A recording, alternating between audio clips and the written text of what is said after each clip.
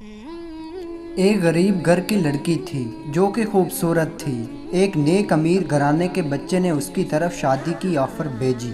شادی ہو گئی۔ ماں باپ بھی خوش تھے کہ بچی کی شادی اچھی جگہ ہو گئی ہے۔ جب یہ گھر پہنچی تو خاوند نے اس کے ساتھ بہت زیادہ محبت کا اظہار کیا۔ یہ اس محبت کو دیکھ کر نخرے میں آ گئی۔ خاوند جتنا زیادہ محبت کا اظہار کرتا، یہ اتنا اس کی طرف سے سرد مہری کا ثبوت دیتی۔ خاوند بہت زیادہ اس کی دل جوئی کرتا۔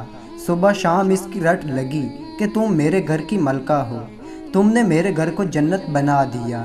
میں تو سوچ بھی نہیں سکتا تھا کہ اتنی اچھی خوبصورت بیوی مجھے مل جائے گی۔ یہ جتنا زیادہ اپنی تعریفیں سنتی آتی، زیادہ نخرے میں آتی۔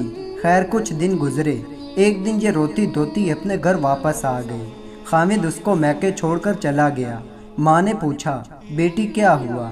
کہنے لگی کہ خاوند بہت زیادہ محبت کے موڈ میں تھا، مجھے پیار کر رہا تھا، چاہتا تھا کہ میں اس کے ساتھ محبت کا اظہار کروں، اور میں ایسے گم سم تھی کہ جیسے مجھ پر کوئی اثر ہی نہیں ہو رہا۔ بالآخر تنگ آ کر اس نے مجھ سے پوچھا کہ میں اس قدر تم سے محبت کرتا ہوں، کیا تمہیں مجھ سے محبت ہے؟ کہنے لگی کہ پتہ نہیں کہ کیا میرے دماغ پر پردہ پڑا کہ میں نے اس وقت نخرے میں آ کر کہہ دیا کہ نہیں، مجھے تم سے محبت نہیں۔ بس یہ لفظ کہنے تھے کہ خاوند غصے میں آ گیا اور کہنے لگا کہ تمہیں مجھ سے محبت ہی نہیں تو جاؤ، جہاں محبت ہو وہاں زندگی گزارنا، میری طرف سے تمہیں طلاق ہے۔ اب جب شادی کے 1 مہینے بعد اس کو طلاق ہو گئی اور پھر ماں باپ کے گھر میں اس کو رہنا پڑا، تب اس کی آنکھیں کھلی۔ لمحوں نے خطا کی، صدیوں نے سزا پائی۔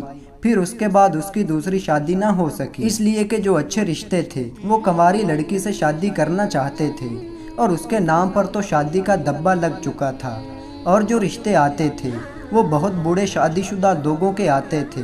ان سے شادی کرتے ہوئے یہ گھبراتی تھی، تو اس نوجوان خوبصورت لڑکی کی زندگی روتے دھوتے ہی گزر گئی۔ تو دیکھیں یہ کتنی بڑی بے وقوفی ہے۔ وہ زندگی کا ساتھی ہے، وہ اپنے دل کے سکون کے لیے، دل کے اطمینان کے لیے اگر یہ چاہتا ہے کہ میں اس بیوی سے اتنی محبت کرتا ہوں تو یہ بھی مجھ سے محبت کرے، تو بیوی کو اس کا اظہار کرنا چاہیے، کہنا چاہیے کہ ہاں آپ ہی سے تو محبت ہے، آپ ہی تو میری زندگی کے ساتھی ہیں، میری چاہتیں، میری محبتیں ساری آپ ہی کے لیے ہیں، آپ نے ہی میرے لیے دنیا کو جنت بنا دیا ہے، میری تو خوشیاں ہی آپ کے ساتھ وابستہ ہیں۔ ایسے الفاظ کہنے میں کیا رکاوٹ ہوتی ہے سوائے اس کے کہ نفس کی شرارت ہوتی ہے، یا شیطان بدتمیز اس کے پیچھے پریشان کرنے کے لیے تلا ہوا ہوتا ہے، اس کے سوا اور کچھ بھی نہیں ہوتا۔